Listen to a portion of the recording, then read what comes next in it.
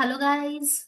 So in this session we are going to learn Instrumenting Flask API with OpenTelemetry and exposing HTTP metrics. So let's start. So first of all we need these prerequisites. So first of all we need Ubuntu instance, then we need Python 3 PIP, Python virtual environment install on your system, and then after that we need a basic understanding of Flask and Python. Okay, if you don't have this Python 3 PIP and Python virtual environment, then don't worry. In this session, we are going to install step by step. Okay, so let's follow this. So first of all, we need a Ubuntu instance, right? So as you can see here, I have successfully launched my instance and successfully connected to my terminal. You can see Ubuntu 24.04 to LTS, right? Okay. So, so first of all, we need to update our system package. So the command update command, as you know, should be update.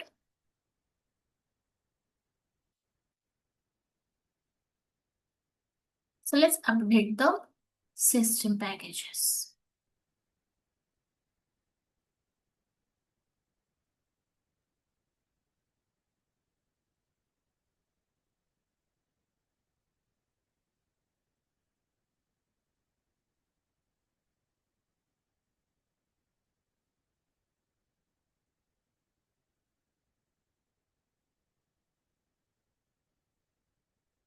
So as you can see, it's done. We have successfully updated our system package, right? Then the next is let's install Python 3 or Python virtual environment or PIP. Okay. In this command, first of all, we are going to install Python 3, then Python virtual environment and PIP with three prerequisites that we are going to install in one command. Okay. So let's run this command to install these three.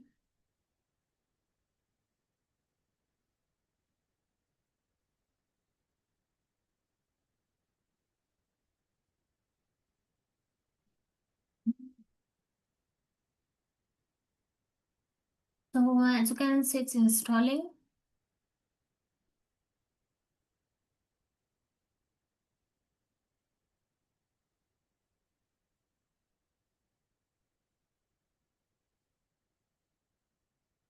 Yeah. As you can see, it's done. Okay. So we have successfully installed. Now the next is, first of all, we need to make a new directory for our project setup. So here I'm going to create a directory with the name flask http matrix. If you want to give any name, another name, then you can give another name also. Now if I run the ls command, as you can see the folder, so let's inside this folder. And as you can see, if I run the ls command here, there is no any folders or file. That means as of now it's empty. Okay. Now, then the next is, let's, since PIP doesn't work globally, use a virtual environment. Okay. So for that, let's set up a Python virtual environment. A virtual environment isolates your Python environment from the global system environment and making dependencies management easier and avoid conflicts. Okay. So let's run this command for this to avoid conflicts.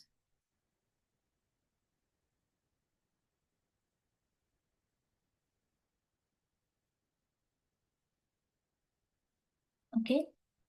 Then activate the virtual environment to use it. Okay. As you can see, it's activate. You can see here VENV, right? That means it's activate. Okay. Okay. Now let's go to the next step. Now the next step is let's install required packages. So here, first of all, let's install Flask and OpenTelemetry libraries inside the virtual environment. So we need to run this command to install OpenTelemetry and that Flask, right?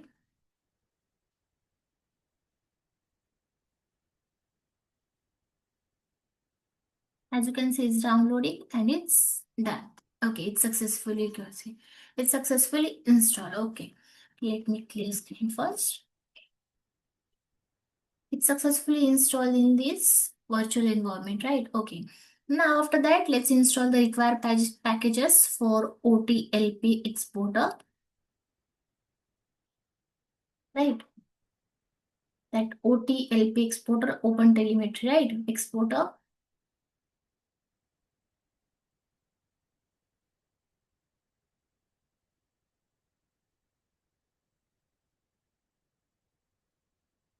Yeah, it's also done.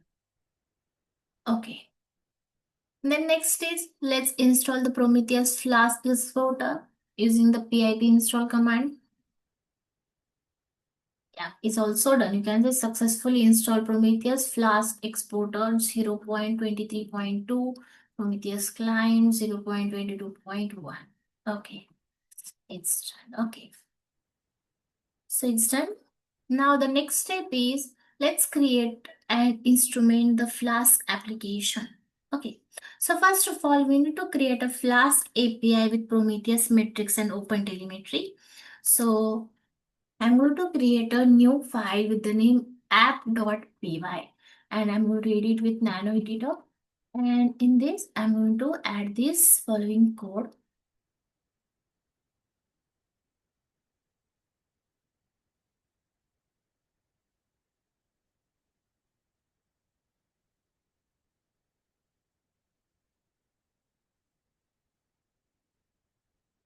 Okay. So first of all, as you can see the code, right? And now let's understand the code first. Okay. So first of all, here importing necessary libraries like you can see Flask and Prometheus, OpenTelemetry, and so on. Okay. So first of all, here Flask here. Right. Okay. So here, the core Flask framework for building web APIs, right? Then here Prometheus, import here Prometheus, right? So Prometheus metrics like this is used to expose HTTP metrics such as request counts, duration, and from the Flask app to Prometheus, right? Then next one is OpenTelemetry. Sorry, Flask instrument here. You can see Flask instrumental. You can see. Okay. Right. So this is a part of OpenTelemetry that used to automatically instrument the Flask application to collect traces, right? Then after that, next is you can see tracer provider. So this defines the tracer provider which is responsible for creating traces and spans, right? Then after that, next is batch span processor. Okay, so it collects and process spans in batches to improve performance and the reduce overhead. Right. That's the next one is here OTLP span exporter. That means this exporter sends the collected spans to OpenTelemetry collector via the OTLP, that means OpenTelemetry protocol. Right? Okay. The next is here you can see Flask application initialization. Okay. So Flask application initialization here a new Flask application instance is created which will handle incoming HTTP request. Okay. Right. The next one is Prometheus matrix initialization. Okay. So this initialize the Prometheus matrix that integrations for the Flask app and the Prometheus matrix object will automatically expose Prometheus compatible metrics and such as request counts and latencies under this matrix endpoint. Okay. Then next one is here you can see OpenTelemetry setup, right? Okay. So here, first of all, you can see OTLP span exporter. That means OpenTelemetry protocol span exporter, right? Here, this creates the exporter that sends the trace data to an OpenTelemetry collector, right? So then to collect here, okay. Collectors, right, for compatible backends and over this gRPC, right? And the endpoint parameter specifies the collector URLs. Okay. The next one is you can see trace provider as we know in this. import here, right? Okay. Trace provider. So that work, it acts as container for trace resources, and it provides a way to create or manage spans. Okay, and the next is batch span processor.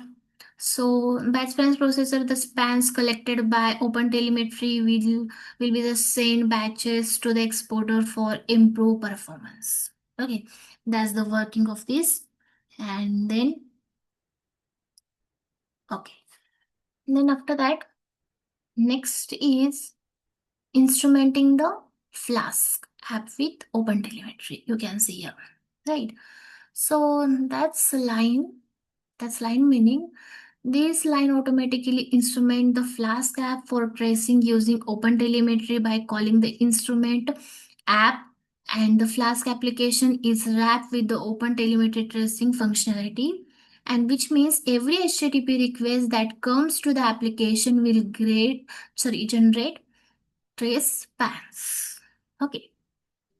The next one is here defining routes. Okay. So here defining routes. So these routes that slash hello when accessed in HTTP GET will return a simple hello world message. After that, after successfully run, when we access in browser, then we will access hello world message. Okay. So this is just a basic route to demonstrate the functionality of the APIs. Okay.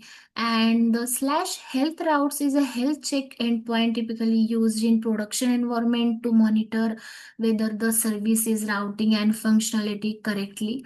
And it returns a JSON response indicating the status of the applications. Okay. And the next one is here you can see running these Flask APIs. Okay. Here. Okay, so the start of the Flask application, when the script is run directly, the app will listen on an network interface like 0.0.0.0 IP address and will be accessible on port 8080. As you know, you can see here we have mentioned 80 and port number also, that 0.0.0.0, that means any IP can access, right? And it will be accessible on port number, right? And the host number, as you know, 0.0.0, and that makes that accessible from any IP address, as I told you, right? And which is useful you to want to access the APIs remotely. Okay, and that's 8080 port number on which the Flask app will run. So this is a default port number of Flask app, right? Okay, that's the meaning of this. So let's save the file and exit. Then after that, the next step is let's start the Flask application. So first of all, let's run the Flask API using the following command: Python and your file name, that app.py. And as you can see now it's running. You can see warning, this is a development server, do not use in the production development, deployment, use a production WSGI server instead. Okay, and now it's running on this 0.0.0 and running on this 8080 port number, right? Now if you want to quit, then you can enter the Control+C. Okay, now let's copy our instance IP, hit on browser, and your port number is 8080. After that, as you can see here, not found, the request URL was not found on the server. If you enter the URL manually, please check your spelling and try again. Why? Because here we need to enter slash hello. So as you can see, the message hello world, that as I told you, right? That's it, right? As you can see here, if I enter slash hello, it will return hello world, right? That's it. It's done.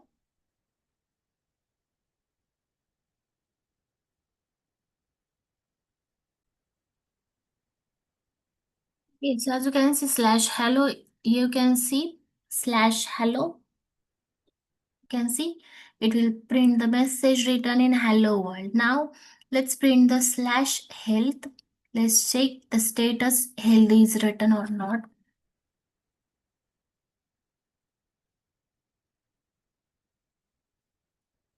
As you can see, the status is healthy that written. If you print, it's status and so on the details. Right?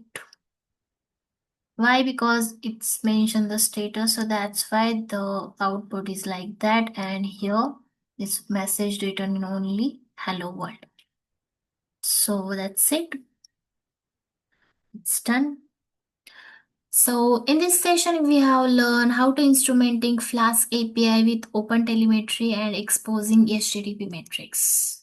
So thank you for watching and I hope you understand.